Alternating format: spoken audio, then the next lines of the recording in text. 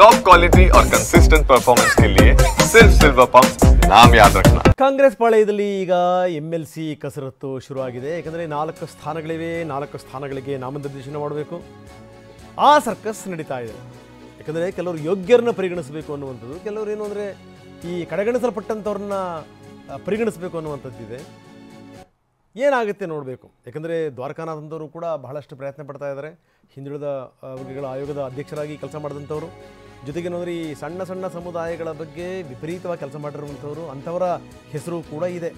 ಇನ್ನು ಸುನಿಲ್ ಕನಗೋಳ್ಗೆ ಹೈಕಮಾಂಡ್ ಜವಾಬ್ದಾರಿ ವಹಿಸಿದೆ ಅಂತೆ. CM ಸಲಹೆಗಾರರು, ಚುನಾವಣಾ ತಂತ್ರಜ್ಞರು ಸುನಿಲ್ ಕನಗೋಳ್ ಎಲ್ಲ ವಿವರಗಳನ್ನು ಅಂದರೆ ಸಮರ್ಥರ ಪಟ್ಟಿ ಕಳಿಸುವಂಥ ಜವಾಬ್ದಾರಿ, ಎಲ್ಲರಿಂದ ಪಟ್ಟಿಯ ವಿವರಗಳನ್ನು ತೆಗೆದುಕೋಬೇಕು. ಅದಾದಮೇಲೆ ಏನು ಅಂದರೆ ಅದರ ಬಗ್ಗೆ ಫೀಡ್ಬ್ಯಾಕನ್ನು ಕೊಡಬೇಕು. ಸೂಕ್ತ ದೂರಗಾಮಿ ನಾಯಕನಾಗಬಹುದಾದಂಥ ಹೆಸರುಗಳಿರಬೇಕು ಅನ್ನುವಂಥ ಮಾತು. ಜೊತೆಗೆ ರಾಜಣ್ಣ ಕೂಡ ಇದಕ್ಕೆ ಸಂಬಂಧಪಟ್ಟಂಗೆ ಆಗ್ರಹಿಸಿದ್ದಾರೆ. ಯಾರು ಕಡೆಗಣಿಸಲ್ಪಟ್ಟಿದ್ದಾರೆ ಅಂಥವ್ರನ್ನ ಪರಿಗಣಿಸಿ ಅನ್ನುವಂಥದ್ದು ಅವರ ಒಂದು ಆಗ್ರಹ. ಬನ್ನಿ, ನಮ್ಮ ಪ್ರತಿನಿಧಿ ಪ್ರಸನ್ನ ನಮ್ಮೊಂದಿಗೆ ಈಗ ನೇರ ಸಂಪರ್ಕದಲ್ಲಿದ್ದಾರೆ. ಪ್ರಸನ್ನ, ಒಂದು ಲೆಕ್ಕದಲ್ಲಿ ಚಾಲೆಂಜ್ ಇದು. ಜೊತೆಗೇನು ಅಂತಂದರೆ ಯಾರ್ಯಾರಿಗೆ ಅವಕಾಶ ಸಿಕ್ಕಿಲ್ಲ, ಯಾರ್ಯಾರಿಗೆ ಟಿಕೆಟ್ ಸಿಕ್ಕಿಲ್ಲ, ಜೊತೆಗೆ ಈ ಒಳಗಿಂದೊಳಗೆ ಈ ಪಕ್ಷಕ್ಕೆ ಕೆಲಸ ಮಾಡಿರುವಂಥವ್ರು ಅಂಥವ್ರನ್ನ ಪರಿಗಣಿಸಿ ಸಮಾಜದಲ್ಲಿ ಒಳ್ಳೆ ಹೆಸರಿರುವಂಥವ್ರು, ಓದಿರುವಂಥವ್ರು, ವಿದ್ಯಾವಂತರು. ಯಾಕಂದರೆ ಹೇಳಿ ಕೇಳಿ ಚಿಂತಕರ ಚಾವಡಿ ಈಗಿನ ದಿನಗಳಲ್ಲಿ ಅದು ಏನಾಗಿದೆ ಗೊತ್ತಿದೆ. ಸೊ ಅಂಥದ್ರಲ್ಲಿ ಒಳ್ಳೆಯವ್ರನ್ನ ಪರಿಗಣಿಸಬೇಕು ಅಂತ ದ್ವಾರಕಾನಾಥ್ ಸೇರಿದಂತೆ ಬೇರೆ ಬೇರೆಯವರ ಹೆಸರುಗಳೂ ಕೂಡ ಇಲ್ಲಿ ಚಲಾವಣೆಯಲ್ಲಿದೆ. ಇಂಥವ್ರು ಆಗ್ಬೋದು ಅನ್ನುವಂಥದ್ದು ಏನು ನಡೀತಾ ಇದೆ ಇದಕ್ಕೆ ಸಂಬಂಧಪಟ್ಟಂಗೆ ಪ್ರಸನ್ನ?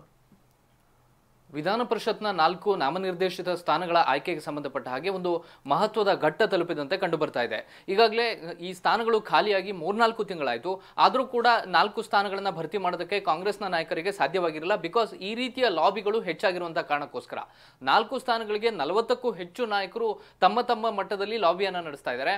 ಜೊತೆಗೆ ಸಿದ್ದರಾಮಯ್ಯನವರು ತಮ್ಮ ಬೆಂಬಲಿಗರಿಗೆ ಒಂದು ಸ್ಥಾನವನ್ನು ಕೊಡಬೇಕು ಅಂತ ಹೇಳಿ, DK ಶಿವಕುಮಾರ್ ಅವರು ತಮ್ಮ ಬೆಂಬಲಿಗರಿಗೆ ಇನ್ನೊಂದು ಸ್ಥಾನವನ್ನು, ಹೈಕಮಾಂಡ್ ಕೂಡ ತಾವು ಹೇಳಿದಂಥವರಿಗೆ ಸ್ಥಾನವನ್ನು ಕೊಡಬೇಕು ಅನ್ನುವಂಥ ನಿಟ್ಟಿನಲ್ಲಿ ಚರ್ಚೆಗಳನ್ನ ನಡೆಸಲಾಗ್ತಾ ಇತ್ತು. ಈ ಒಂದು ಜಟಾಪಟಿಯ ಹಿನ್ನೆಲೆಯಲ್ಲಿ ಸಾಕಷ್ಟು ವಿಳಂಬ ಆಗಿದೆ. ಇದೀಗ ಮುಖ್ಯಮಂತ್ರಿಗಳು ನಾಳೆ ಅಥವಾ ನಾಡಿದ್ದು ದೆಹಲಿಗೆ ಪ್ರಯಾಣವನ್ನು ಬೆಳೆಸ್ತಾ ಇದ್ದಾರೆ. ಈ ಸಂದರ್ಭದಲ್ಲಿ ಒಂದು ಅಂತಿಮ ನಿರ್ಧಾರಕ್ಕೆ ಹೈಕಮಾಂಡ್ ಮತ್ತು CM ಸಿದ್ದರಾಮಯ್ಯನವರು ಬರುವಂತಹ ಸಾಧ್ಯತೆಗಳಿದ್ದಾವೆ. ಇದರ ಜೊತೆಗೆ ಹೈಕಮಾಂಡ್ ಇನ್ನೊಂದು ಜವಾಬ್ದಾರಿಯನ್ನ ಚುನಾವಣಾ ತಂತ್ರಜ್ಞರಾಗಿರುವಂತಹ ಸುನಿಲ್ ಕನಗೋಳ್ ಅವರ ಹೆಗಲಿಗೆ ಹಾಕಿದೆ. ಅದು ವಿಧಾನ ಪರಿಷತ್ ಅನ್ನುವಂಥದ್ದು ಒಂದು ಮಹತ್ವದ ಸ್ಥಾನ ಆಗುತ್ತೆ.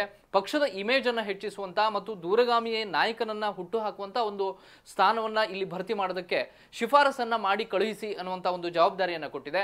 ಯಾರು ಪಕ್ಷದಲ್ಲಿ ಹೆಚ್ಚು ಕೆಲಸವನ್ನ ಮಾಡಿದ್ದಾರೆ ಮತ್ತು ಪಕ್ಷಕ್ಕೆ ಹೆಚ್ಚು ತಮ್ಮ ಸಮಯವನ್ನ ಮೀಸಲಿಡ್ತಾ ಇದ್ದಾರೆ, ಸಮುದಾಯವಾರು, ಪ್ರಾದೇಶಿಕವಾರು ಮತ್ತು ಸಣ್ಣ ಸಮುದಾಯಗಳನ್ನ ಪ್ರತಿನಿಧಿಸುವಂತ ಒಂದಷ್ಟು ಹೆಸರುಗಳನ್ನ ಶಿಫಾರಸು ಮಾಡಿ ಕಳಿಸಿ ಅಂತಿಮ ನಿರ್ಧಾರವನ್ನ ನಾವು ತೆಗೆದುಕೊಳ್ತೀವಿ ಅನ್ನುವಂತ ಮಾತನ್ನ ಹೇಳಿದೆ.